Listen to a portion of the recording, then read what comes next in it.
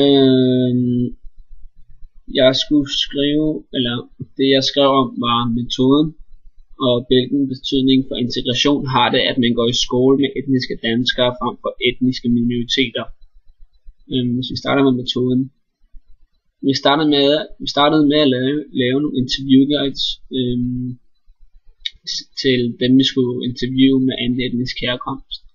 Vi stillede spørgsmålene op med HV-ord, så vi fik uddybende svar, og ikke bare ja-nej-svar. Og da vi så fik svaret ud, ville vi gerne have dem til at uddybe det, så vi spurgte mere og mere ind til det, så vi fik et indtryk af deres holdninger og erfaringer. Det var metoden. Det andet, jeg skulle skrive om, var, hvilken betydning havde det for integration at gå i skole med etniske danskere frem for etniske minoriteter. Vi har ret ikke noget problem i at gå på et gymnasium med indvandrere. Han mente, at ens uddannelse med andre unge minoriteter hverken havde nogen indflydelse på ham socialt eller integrationsmæssigt. Men da vi spurgte ind til hans sociale omgangskreds, kunne han ikke komme i tanke om, at han havde en etnisk ven. Han svarede,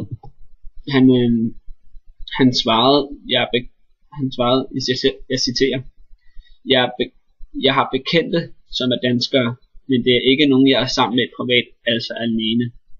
Citat slut. Jasmin sagde til gengæld, Jasmin sagde, jeg citerer, jeg kan ikke se problemet i at gå på skole med indvandrere. Citat slut. Jasmin delte holdninger med Firat en del, men i modsætning til Firat, så havde Jasmin en masse danske venner, som hun var sammen med i sin fritid.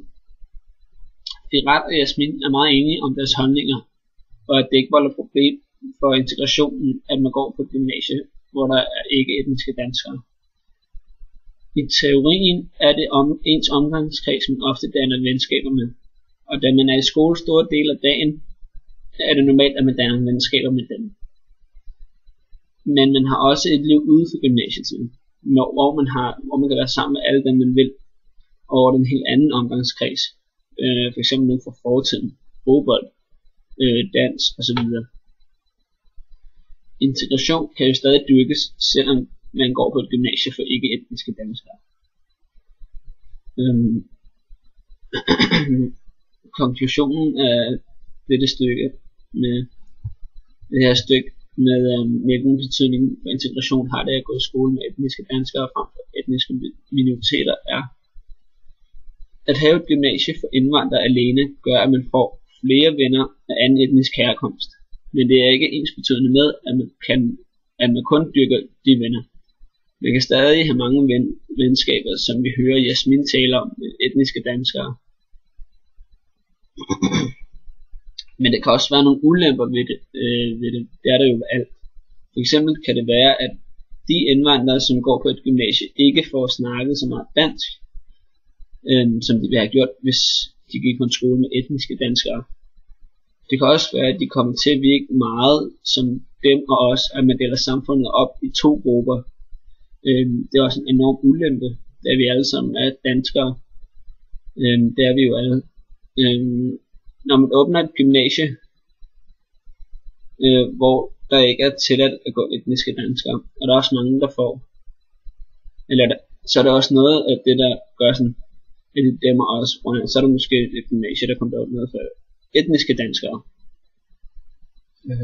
Så man skal passe på med, at, som sagt, at man ikke deler det for meget op. Man kan sagtens have danske venner selv, om man går på et gymnasie, hvor der ikke går etniske danskere. Man skal passe på, at det ikke bliver opfattet som noget, der er subkulturelt. Det var sådan set bare alt det, jeg havde at sige.